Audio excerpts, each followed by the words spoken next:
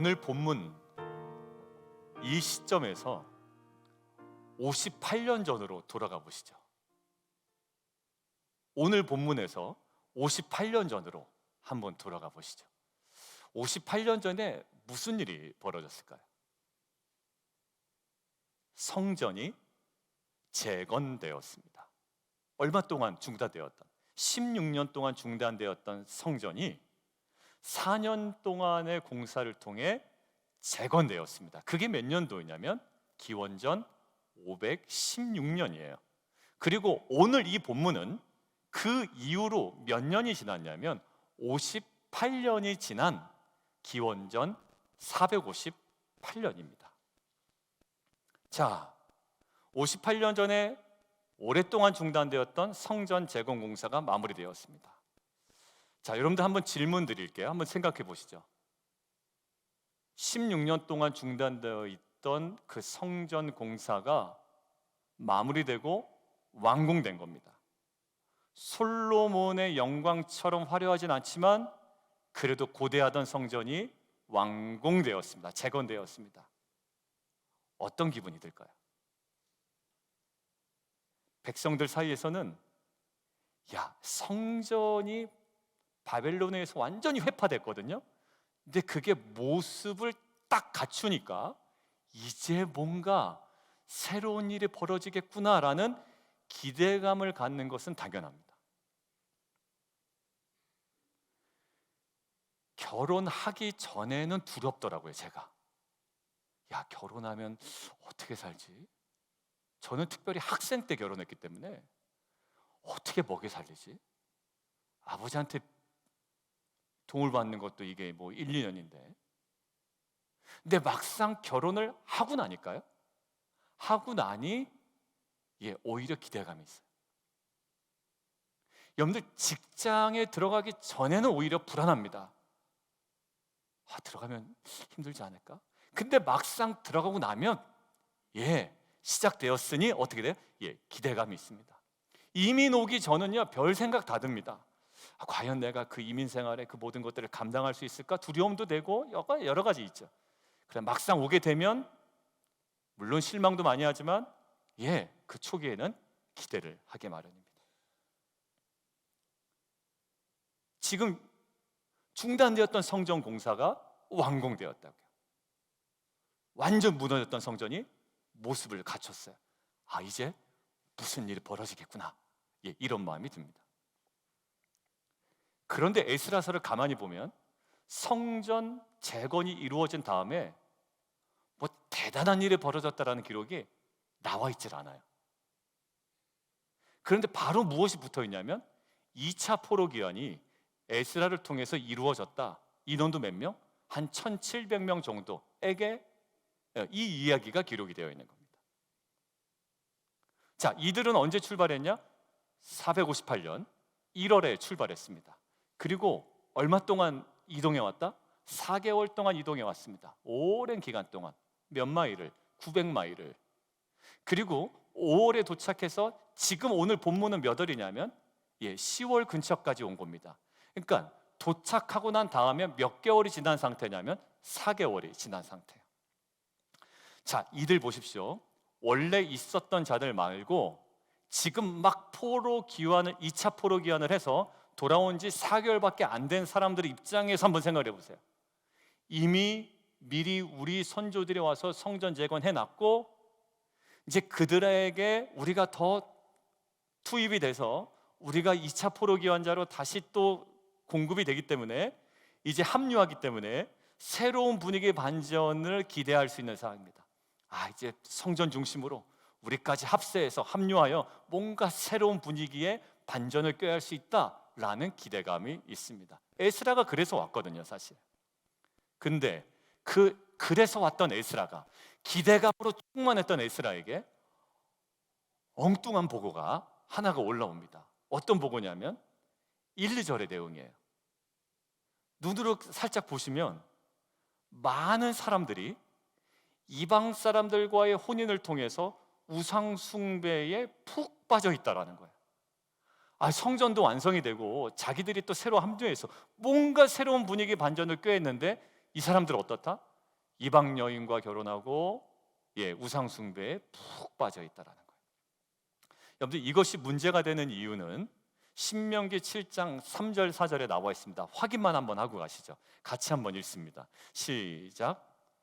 또 그들과 혼인하지도 말지니 내 딸을 그들의 아들에게 주지 말 것이요 그들의 딸도 내 며느리로 삼지 말 것은 그가 내 아들을 유혹하여 그가 여호와를 떠나고 다른 신들을 섬기게 하므로 여호와께서 너희에게 진노하사 갑자기 너희를 멸하실 것임이라. 여러분들, 하나님께서 금지하신 것은 국제 결혼을 금지하신 것이 아니라 불신 결혼을 통한 우상 숭배의 위험성을 지금 계속 경고하신 거라고요. 모세 시대 때.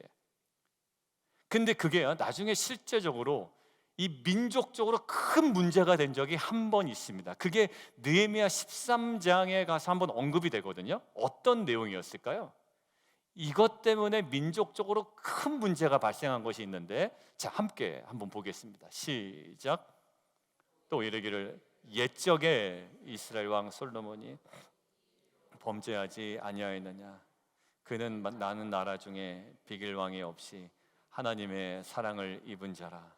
하나님이 그를 왕으로 삼아 온 이스라엘을 다스리게 하였으나 이방 여인이 그를 범죄하게 하였다. 여러분들, 솔로몬은 어떤 인물이냐면 하나님께서 깜짝 놀랄 만한 예배를 드렸던 자예요.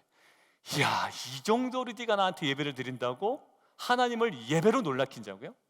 너 원하는 거 나에게 구해볼래? 라고 했더니 은금을 구하지 아니하고 백성들을 다스릴 수 있는 지혜를 구하니까 이놈 난놈이다 라고 해서 구하지 아니한 은금까지도 이전에도 없었고 이후에도 없었던 것을 완전히 부어준 사람이거든요. 근데 이 사람이 말년이 어떻게 됐다고요? 이방 여인의 품속에 푹 빠져서 하나님께서 이 나중에 성경에 보면 두세 번 계속 말씀하셨거든요. 근데 거기에 돌아오지를 도무지 않는. 그래서 어떻게 됐나요? 결국 이 솔로몬의 범죄가 단일 왕국으로 갔던 이스라엘 백성을 분열 왕국으로 분열시키는 결정적인 이유가 됐습니다. 무엇 때문에? 솔로몬의 이 범죄 때문에. 결국 그리고 나중에 남유다가 멸망하잖아요. 바벨론에. 남유다가 멸망할 때도요, 남유다가 경제력이 없거나 아니면 바벨론보다 군사력이 약해서 무너진 게 아니라 성경은 한결같이 이야기합니다. 왜 그렇다고요? 우상 숭배에 빠졌던 거예요. 그러니까 그들에게 어떤 경제력이나 군사력의 어떤 우위와 이런 거 상관없어요. 우상 숭배에 빠졌어요. 지난주에 우리 함께 얘기했죠. 우리에게는 때로는 경제적 위기도 있습니다. 그리고 때로는 우리에게 건강의 위기도 있습니다. 저도 어제 자기 얘기도 무릎이 또 다치고요. 뭐 얘기했잖아요. 그냥 조금만 아파도 겁이 덜컥덜컥 나더라고요, 제가. 그러니까 사실 이 겁이 많은 인간이었던 거예요, 제가. 목 잡히니까 얘야 여기 목 잡힌다 알아봐라 뭐 하니까 또 이거다 저거다 얘기를 듣고 경제 위기, 건강의 위기 많아요. 그런데 지난주에 강조한 게 뭐였죠? 그거보다 더 중요한 거는 거룩이 무너지는 위기였다. 이 공동체가 무너질 때요, 돈이 없어서 무너지거나 힘이 없어서 무너지기도 하지만 가장 결정적으로 성경이 우리에게 경고하는 거 뭐예요? 거룩이 무너지면 공동체는 한순간에 와르르 무너져요.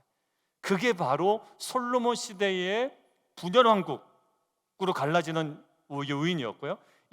마지막에 남유다가 바벨론에서 멸망할 때 그 결정적인 요인이 이 거룩의 원인이었어요. 자, 우상숭배 때문이었죠. 자, 그런데 그렇게 다 무너진, 성전도 해파된 그 남유다에 70년 만에 성전이 재건됩니다. 다시 재건되는 거예요. 생각해 보십시오. 그들에게 성전은요 껌뻑 죽는 거예요. 그들에게 성전은요 전부 다라고 해도 과언이 아닙니다. 근데 그게 무너져 내렸는데 70년 만에 솔로몬 때는 다르지만 그래도 모습이 갖춰졌어요. 그리고 그 후로 58년 만에 2차 포로 기환자도 새로 합류하게 됩니다. 이제 새롭게 뭔가 이제 재건되나 싶는데 이제 뭘까요? 예루살렘의 실상이 어떤가요? 기대와는 정반대의 또다시 옛날 그 습관 그대로 또 이방 여인과의 결혼을 통해 이방 사람들과의 결혼을 통해 우상 숭배에 아주 푹 또 젖어든 겁니다. 더 큰 문제는 뭐냐면 그러한 죄를 짓는데 앞장선 인물들이 누구라고요? 2절을 보면 제사장과 레위인, 1절에 보면 제사장과 레위인들이 거기서 떠나질 않아요. 그리고 방백들과 두목들로 대표되는 일반 지도자들, 그러니까 리더들이 오히려 거기에 딱 앞장서서 그 일에 죄를 짓고 있는 겁니다. 그러니까 기대했던 상황이 있고 기대했던 인물이 있는데 기대와는 전혀 다른 현실을 마주대하게 되는 거예요. 이 정도 됐어요. 성전도 재건되고 지금 우리도 합류했으니 뭔가 기대되는 상황이 있잖아요. 그리고 새로운 사람들에 대한 원래 이 레위 사람들에 대한 제사장에 대한 기대치가 있단 말이에요. 근데 전혀 기대와는 다른 엉뚱한 일이 지금 벌어지고 있는 거예요. 여러분들 에스라의 심정이 어떠했는지 3, 4절에 기록되어 있는데요. 속옷을 찢습니다. 그리고 겉옷을 찢어요. 머리털과 수염을 뜯습니다. 여러분들 이거는 슬픔과 애통과 분통함의 마음의 상태를 고스란히 보여주고 있는 거예요. 그리고 제가 눈에 확 들어온 게 3절 마지막과 4절 마지막에 반복되는 표현이, 중복되는 표현이 있습니다. 어떤 표현일까요? 기가 막혀 앉았다라는 거예요. 머리털과 수염을 뜯으며 기가 막혀 앉아 있었고요. 4절 저녁 제사를 드릴 때까지 기가 막혀 앉아 있었습니다. 기대했던 상황이 있고 기대했던 사람이 있는데 전혀 기대와는 다른 현실을 마주대할 때 상황, 기가 막혀 앉아 있는 겁니다. 개척했잖아요. 개척하면 뭐라고요? 하기 전까지 힘들어도 개척을 딱 하고 나니까 기대감이 있더라고요. 여러분들 생각해 보십시오. 개척하기 전까지 뭔가 이렇게 좀 뭔가 의심스러웠지만 딱 개척했어요. 장소도 딱 우리에게 주어진 겁니다. 빌린 장소지만 주어지고 뭔가 시작된다라는 기대감이 있잖아요. 새로운 성도님들도 한두 분씩 한 가정씩 오기 시작합니다. 근데 갑자기 리더가, 쉽게 얘기하면 담임 목사가 보이지 말아야 될 장소에 갑자기 나타난 겁니다. 개척했어요. 잘 분위기 좋아요. 새로운 사람도 유입됩니다. 근데 갑자기 이 조목사가 갑자기 어디 호텔에서 발견이 됐는데 계속 땡기고 있는 겁니다. 연신 돈을 쌓아두고 칩을 쌓아두고, 이게 단순히 재미로 사는 게 아니라 뭔가 지금 거기에 혈안이 돼서 푹 빠져 있는 거예요. 여러분들 그것들을 바라볼 때 여러분 마음이 어떨까요? 기가 막혀 아마 주저앉아 있을 겁니다. 기대했던 사람에 대해서 느끼는 배신감, 나타나지 말아야 될 장소에서 갑자기 나타나는 거고, 하지 말아야 될 장소를 드나들면서 거기에 혈안이 되어 있는 그 리더의 모습, 제사장의 모습, 레위인의 모습이에요. 어떨까요? 완전 여러분들 가슴이 무너질 거예요. 물론 여러분들 개인적으로 여행 가셔서 호텔에서 그냥 뭐 100불, 200불 해놓고 하신다는 이야기 제가 들었습니다. 그건 뭐라 그러겠어요. 여러분들에 대해서 제가 얘기한 거 아니니까 제가 일부 예배 때도 얘기했거든요.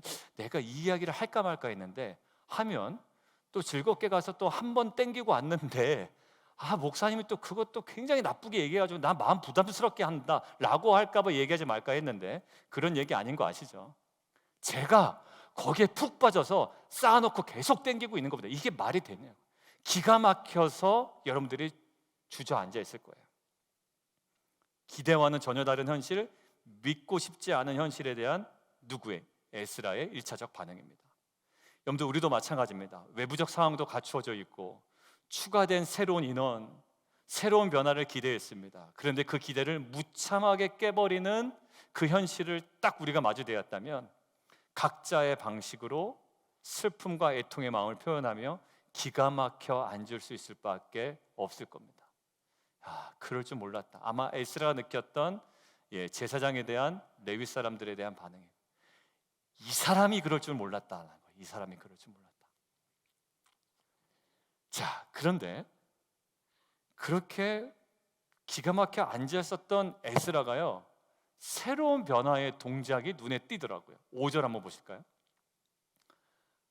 딱 분별, 아주 정확한 동작의 변화가 나타납니다. 5절에 근심 중에 일어났다라고 해요. 근심 중에 일어났다.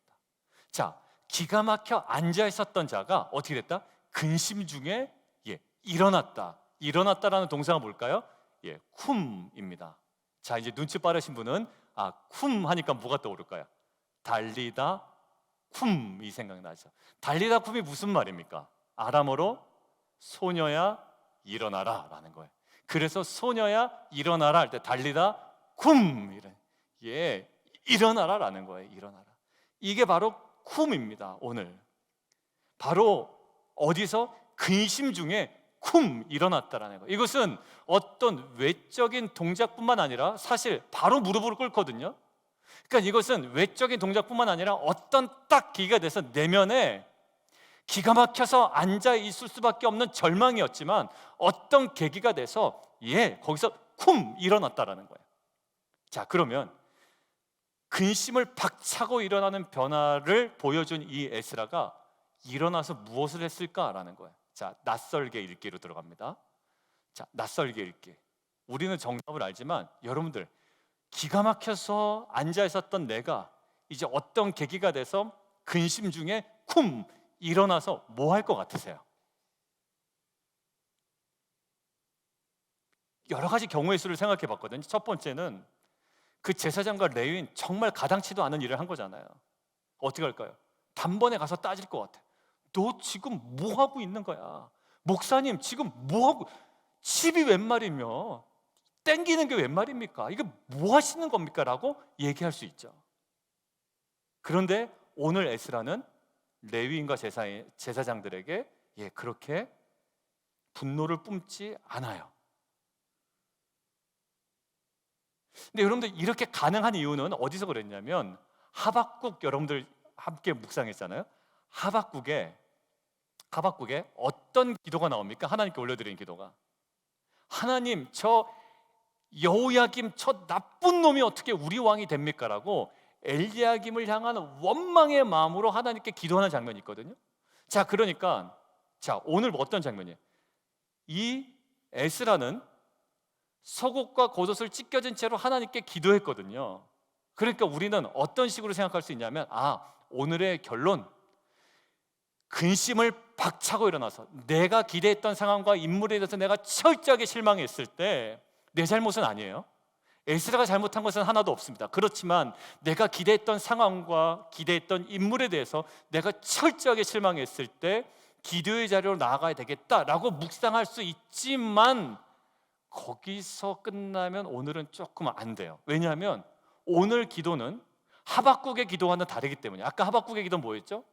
어떻게 저 나쁜 놈 엘리야김이 우리의 왕이 됩니까? 여호야김이. 하나님 어떻게 저놈을 가만히 두십니까? 라고 그런 기도였는데 오늘 기도가 그런 기도냐? 아니네요. 그러니까 단순히 그러면 내가 기대했던 상황과 인물에 대해서 실망했을 때 근심을 박차고 일어나서 내가 행해야 되는 것은 단순한 기도가 아니라는 거예요. 그러니까 에스라 저자는 우리에게 다른 정보를 많이 주고 있습니다. 자, 에스라가 지금 귀환한 지 몇 개월 됐다고요?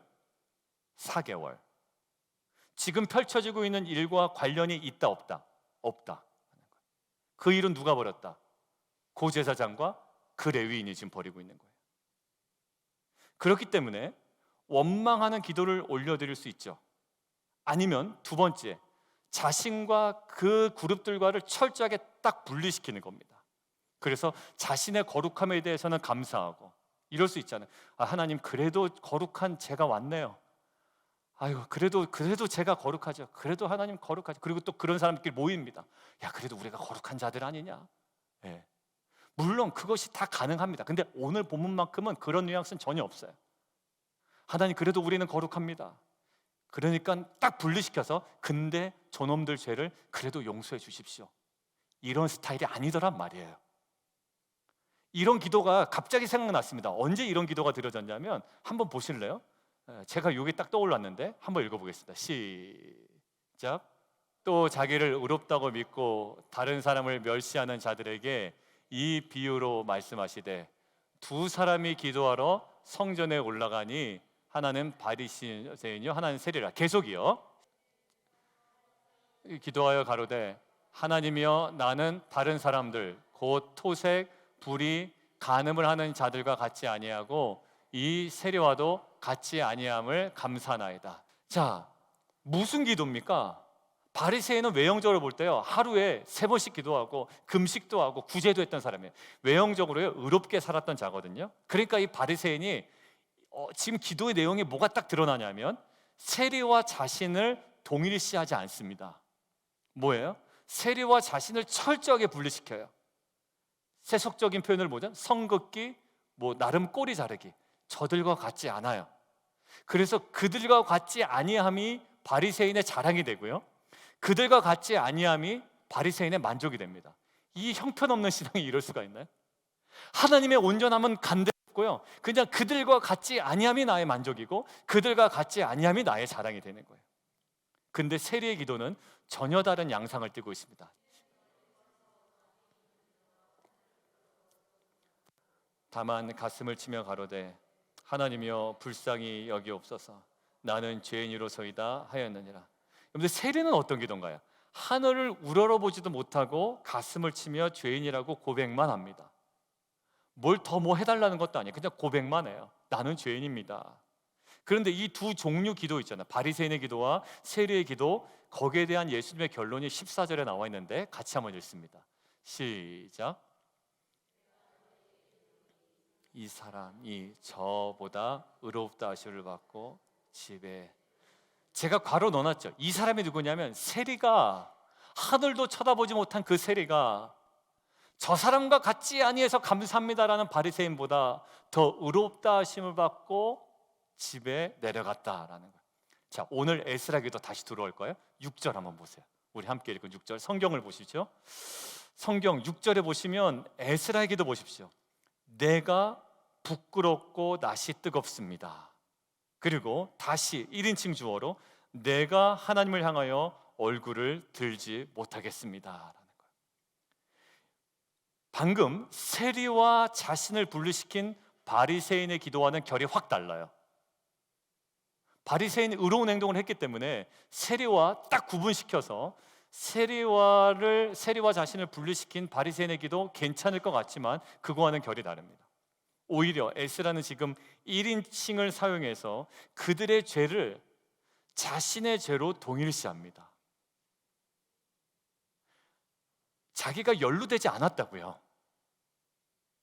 뭐라도 이렇게 연루되면 그래도 저의 이 죄의 지분이 있습니다라고 하면 되는데 전혀 연루되지 않았어요. 오히려 객관화시켜서 그들과의 어떤 그 거리를 두고 그다음에 자신을 철저하게 분리시켜서 그들의 죄를 낱낱이 하나님께 고할 수가 있거든요. 근데 이 사람이 갑자기 그 죄가 누구의 죄인 것처럼, 내 죄인 것처럼 자신이 지금 하나님 앞에 얼굴을 들지 못하겠다고 얘기하는 거예요. 마치 누구의 기도와 같습니까? 바리새인으로부터 죄인 취급을 받았던 세리의 기도와 비슷하단 말이에요. 더 나아가서 에스라는요 6절 후반부에 우리라는 표현을 사용하고 있습니다. 6절 후반부 한번 보실까요? 우리 죄악, 그리고 우리 허물. 7절 후반부 우리의 죄가 심함에 우리의 죄악으로 말미암아. 에스라가 근심 중에 근심을 깨고 일어나서 단지 하나님께 기도했다라는 것에 주목할 수 있지만 오늘은 그 기도가 그들과 자신을 분리시킨 바리새인의 기도가 아니라 그들과 이 자신을 동일시하고 심지어 과거의 조상들의 모든 죄악까지도 동일시하여 중보적 회개를 에스라가 드렸다라는 것에 우리가 주목해야 됩니다. 그러니까 지금 에스라는 뭐 하고 있냐면 객관화시키고 분리시켜서 남의 일인 것처럼 지금 정죄하고 하나님께 기도할 수 있어요. 그렇지만 그런 식의 기도를 하지 않았다라는 거예요. 자신을 공동체의 일원으로 마치 내 죄인 양 강하게 결속시키고 있다라는 거예요. 여러분들, 보통 남에게 좋은 일이 있으면 자신의 공로인 양 앞장섭니다. 그런데 남에게 어려운 일이 닥치면 슬그머니 자리를 피하는 모습들이 일반적으로 우리가 경험하고 우리가 행하는 모습들이거든요. 이러한 전형적인 패턴에 갇혀있는 영역이 하나 눈에 딱 떠오르는데 하나 뭐냐면 대한민국의 정치 영역인 것 같아요. 대한민국의 정치 영역만 그러겠습니까마는 대한민국이 특별히 더 그런 것 같습니다. 남을 향해서는, 남의 당을 위해서는, 또 같은 당에서도 다른 계파를 향해서는 비판을 서슴지를 않아요. 마치 남의 일인 듯하게. 그런데 자신을 공동체 일원으로 동일시하고 그 죄악과 그 실패와 실수를 자기 것으로 여기고 결속시키고 거기에 대해서 나아가는 것, 거의 찾아보기 힘듭니다. 오히려 발뺌하려고 그러죠. 그런 모습은 찾아보기 힘들어요. 여러분들, 그러한 공동체, 자신을 공동체 일원으로 동일시하고 결속시키려고 하지 않는 그 공동체에 여러분들 생명과 회복의 역사를 기대하기는 어렵습니다. 여러분들, 그와는 다르게 출애굽기에는 모세의 기도는요, 에스라의 기도와 결이 비슷해요. 모세의 기도 뭐냐면, 하나님의 은혜로 이 이스라엘 백성들은 출애굽했습니다. 그리고 출애굽은 했지만 홍해가 앞에 버티고 있다고요. 근데 하나님의 은혜로 통풍을 일으키셔서 홍해를 가르신 다음에 마른 땅으로 건너게 하시거든요. 자, 정말 이제 엄청난 일이 벌어질 것 같은 기분이에요. 기대감이 있어요. 근데 어떤 일이 벌어집니까? 이스라엘 백성들은 금송아지를 만들고 가증한 일을 행하게 됩니다. 하나님 어떠셨을까요? 진노하셨습니다. 이에 대해서 모세가 어떤 반응을 보이냐면, 모세가 백성들의 죄를 사하여 달라고 간구합니다. 근데 어떠한 식으로 간구하는지 이렇게 돼 있어요. 그 죄를 사하여 주지 아니하시면 원하건대 주께서 기록하신 책에서 내 이름을 지워주십시오라는 거예요. 그냥 쇼가 아닙니다.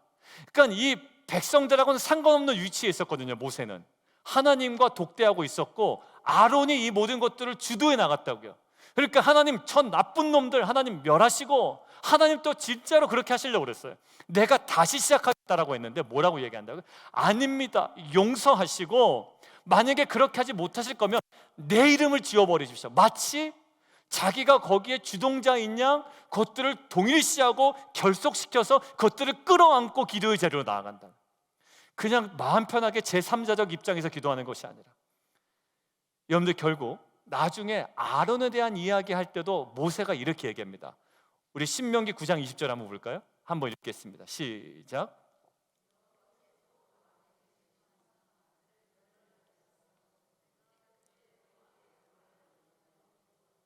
결국 뭐냐면, 하나님께서 아론 죽이려고 그랬다고. 왜? 다른 이유 없잖아요. 딱 알잖아요. 그 일을 행했으니 하나님께서 진멸하려고 하셨는데, 모세가 어떻게 해? 내가 그때 얘도 아론을 위해서 기도했대요. 무슨 기도일까요? 그것을 동일시하는 기도예요. 여러분들 보십시오. 공동체 안에 연약한 자들이 있어요. 보통 믿음이 연약한 자들을 대할 때 보통 태도는 어떨까요? 아유, 걔는 신앙이 그래서 그래. 부모님 신앙도 없으니까 저런 거야. 그냥 좀 불쌍하다. 기도나 해주자 우리가. 이 공동체에 정말 은혜가 있을까요? 저는 없다고 믿고요. 그런 목사가 그런 목회적 태도로 하면은 정말 큰일 날 것 같아요. 근데 과거에 저는 그런 태도가 없었냐? 아니요, 저도 그런 태도가 있었는데 그 약함이 저에게 동일시가 안 되는 거예요. 어떤 것과 딱 바리새인의 기도예요. 아우, 저렇게 신앙이 없지 않아서 난 참 그래도 다행이다. 그들과 같지 않은, 우리들은 그래도 괜찮잖아. 우리들은 그래도 큐티 매일 하고, 우리들은 그래도 기도회 그냥 항상 매일 하고, 근데 저들과 같지 않아서 우리는 얼마나 다행이냐? 라는 것이 바리새인적 모습이에요. 근데 에스라가 그런 식으로 기도하지 않았다는 거예요. 그들의 연약함을 마치 나의 연약함인 것처럼, 그들의 악함이 나의 악함인 것처럼 끌어안고 어디로 갔다? 그 자리로 나아갔다는 거예요. 여러분, 그 기도는 다를 거예요. 그 사람의 연약함이 내 연약함인 것처럼 끌어안고 기도하는 자의 기도에는요, 분명히 눈물이 있을 거고요. 여러분, 거기는 놀라운 변화의 역사가 일어날 겁니다. 여러분, 모세의 기도는요, 자기의 백성과 또 아론과 자신을 분리시킨 바리새인의 기도가 아니라, 가증한 일을 행한 이스라엘 백성과 그 주동자였던 아론을 자신과 동일시한 누구의 기도였다? 에스라의 기도였다라는 거예요. 여러분들, 우리 마찬가지입니다. 출애굽 기록처럼 출애굽을 하고 홍해에도 기적적으로 건너고, 에스라 기록처럼 성전도 재건되고 2차 포로 귀환 자도 계속 합류하고 있고, 재건을 위한 외형적인 조건은 우리에게 충분히 갖춰져 있을 수 있습니다. 새로운 성도님들 계속 오시고 합류하고, 공간도 사실 지금 뭐 딱히 부족함은 없고,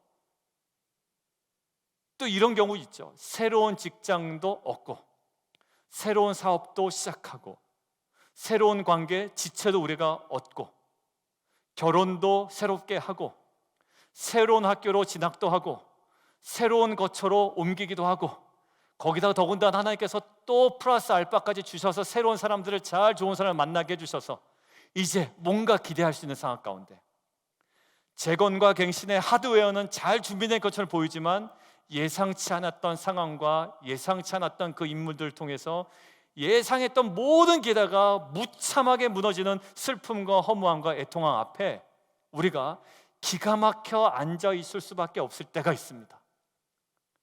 부족함 없어요. 이사도 새로 하고, 직장도 새로 얻고, 자녀도 새로운 학교에 잘 진학하고, 나도 새로운 직장에 새로 들어가고 새로운 사업도 시작해요. 그런데 가정의 재건을 가로막는 누군가의 연약함의 문제가 우리 주변에 발생할 수가 있고요.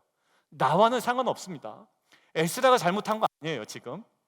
그러니까 에스라와는 직접적인 상관없고 에스라의 거룩과는 상관없어요. 근데 옆에서 일어나는 연약함의 문제, 옆에서 일어나는 이 죄악의 문제, 이 가정의 재건을 위해서 딱 어떻게 막고 있는 누군가의 연약함의 문제일 수가 있고, 공동체 재건에 방해가 되는 누군가의 악함의 문제일 수가 있거든요.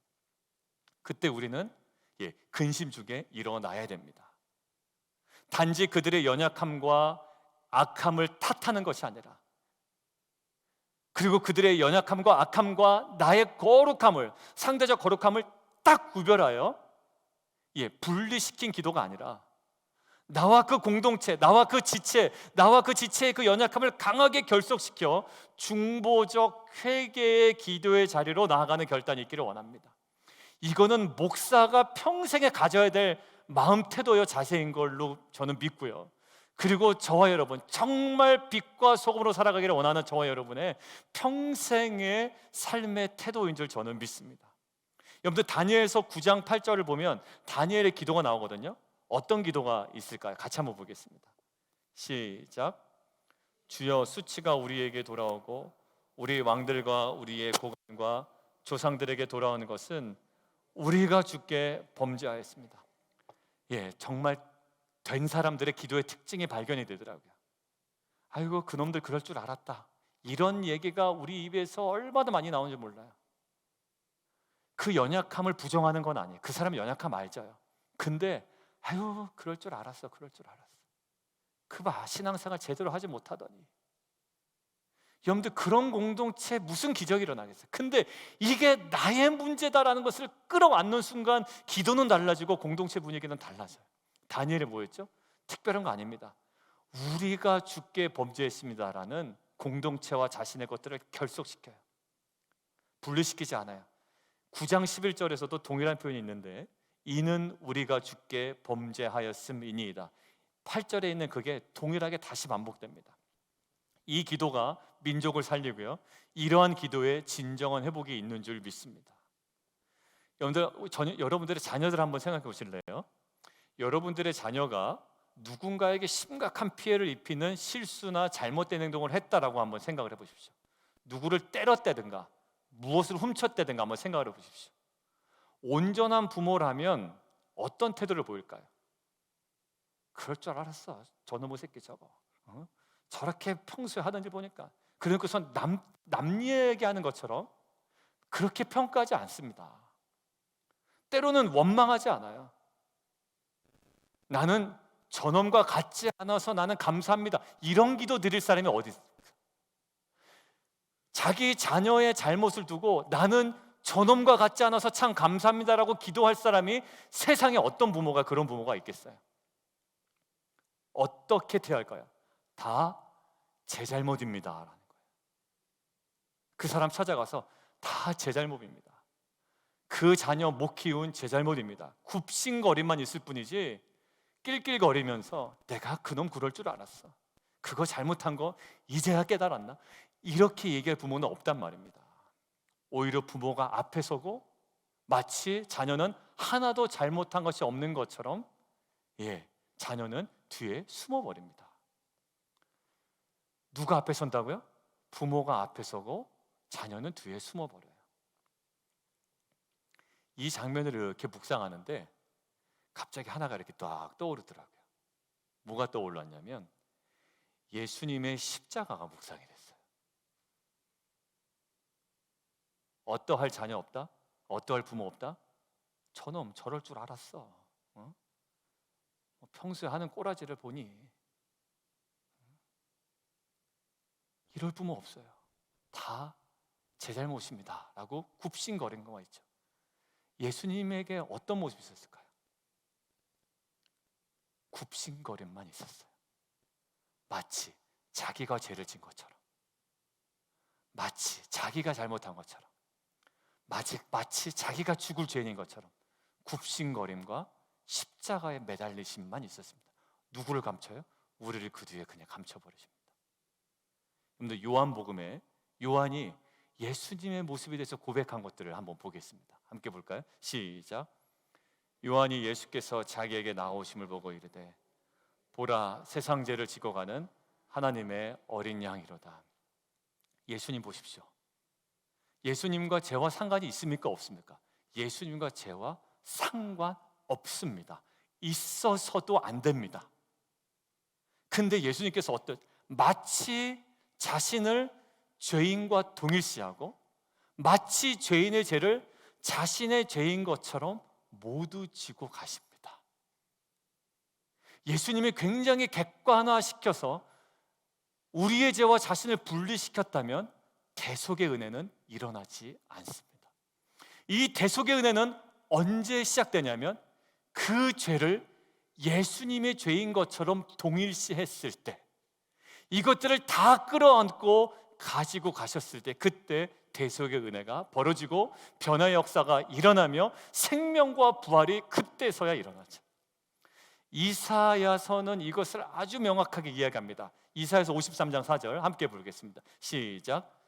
그는 실로 우리의 질고를 지고 우리의 슬픔을 당하였거늘 우리는 생각하기를 그는 징벌을 받아 하나님께 맞으며 고난을 당한다 하였노라. 우리의 질고를 집니다. 누가? 예수님이. 할 필요 없는 분인데 우리의 질고를 지고, 그럴 필요 없는, 상관이 없는 분인데 우리의 슬픔을 당하십니다. 그러니 이 지혜가 부족한, 분별력이 부족한 인간들이 뭐라고 생각한다고요? 얼레리 꼴레리 그는 징벌을 받으며 하나님께 맞는다라고 생각할 정도로 마치 예수님께 징벌이 있는 것처럼 징벌을 받으신단 말이에요. 자, 5절 함께 보겠습니다. 시작. 그가 찔림은 우리의 허물 때문이요 그가 상함은 우리의 죄악 때문이라. 그가 징계를 받음으로 우리는 평화를 누리고 그가 채찍에 맞음으로 우리는 나음을 받았도다. 여러분들, 예수님의 회복 사역의 절정이 어디였습니까? 권력을 가지고 휘두르는 것에 있지 않았습니다. 서울대를 나와서, 죄송합니다. 또 이게 특정한 학교를 얘기하면 서울대 나오신 분들이 또 그냥 최고의 학교를 나와서, 최고의 학교를 나와서 그 어떤 최고의 자리에 올라갔을 때가 예수님의 사역의 절정이 아니라 어디였다고요? 마치 자기가 세상의 죄인인 듯한, 마치 그 죄가 자신의 죄인 듯하게 모든 것들을 끌어안아 십자가에 달리셨을 때, 그때가 예수님의 사역의 최절정이었거든요. 바로 십자가였습니다. 결국 그 십자가는 어떤 자리? 하나님이신 예수님께서 하나님과 동등됨을 포기하시고 하나님과 동일시를 포기하시고 누구와의 동일시를 붙잡고 가신 자리? 죄인과의 동일시, 죄인과의 동등됨을 붙잡고 끌어안고 가신 자리가 어디입니까? 십자가였단 말이야. 근데 예수님이 여전히 나는 하나님이니까 나는 하나님과 동등됨을 나는 버리지 않겠어 라고 했다면, 우리에게 이 변화와 구속의 은혜와 부활과 생명과 구원의 역사는 우리에게 일어나지 않았단 말입니다. 그러니까 마치 우리가 나에게 밥을 잘 사주는 사람, 나에게 영향력 있는 사람, 사회적으로 잘 나가는 사람에게는 동일시를 하지만 나에게 아무런 도움이 될 것 같지 않은, 믿음이 연약하고 정말로 악한 투성이인 저 사람과의 동일시를 포기하는 순간 내가 이 사람과 붙어서 뭔가는 얻어먹을 수 있을지 모르지만 결국 이 영혼을 향한, 하나님의 나라를 향한 변화의 역사는 일어나지 않는단 말입니다. 마치 하나님이 하늘의 영광을 버리지 않고 하나님과의 동일시만을 추구하고 죄인과의 동일시를 포기했다면 십자가의 구속의 은혜가 우리에게 일어나지 않은 것처럼 오늘 말씀을 통해 우리에게 도전하시는 거예요. 너는 누구와 너를 동일시하느냐라는 거예요. 제가 만약에 저에게 맛있는 음식을 사주고 저에게 좋은 선물을 사주고 그냥 이 이야기를 또 하면 선물을 달라는 건가? 이거 아닙니다. 그렇죠. 근데 제가 만약에 그러한 사람들과의 동일시만 제가 추구한다면 어떻게 될까요? 공동체는 굉장히 가슴 아파질 거예요. 여전히 가난한 자나 영향력이 없는 자나 경제적으로 어려운 가정에게는 별로 신경을 쓰지 않으시는구나 라는 느낌이 여러분들이 받는다면 어떤 느낌일까요? 무슨 변화가 있겠으며 거기에 무슨 은혜가 있겠으며 거기에 무슨 사랑이 있겠으며 거기에 무슨 하나님께서 주시는 생명의 역사가 있겠어요? 결국 예수님의 그 동일시는, 죄인과의 동일시는 인간을 구원하고 구속사를 성취하는 데 결정적인 키가 되었습니다. 오늘 본문 보세요. 딱 그들과 분리하고 바리새인처럼 기도할 수 있습니다. 저놈들 잘못됐으니 용서해 주시고 나는 그래도 거룩하니 하나님 감사합니다. 바리새인처럼 기도할 수 있지만 오늘 에스라의 기도는 그렇지 않았다라는 거예요.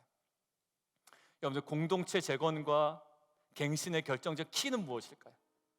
아까 예수님이 하나님과의 동일시를 포기하고 이 죄인과의 동일시를 선택하는 순간 인간에게 구원의 역사가 일어나는 것처럼 결국 하나님은 오늘 본문을 통해서 우리에게 말씀하십니다.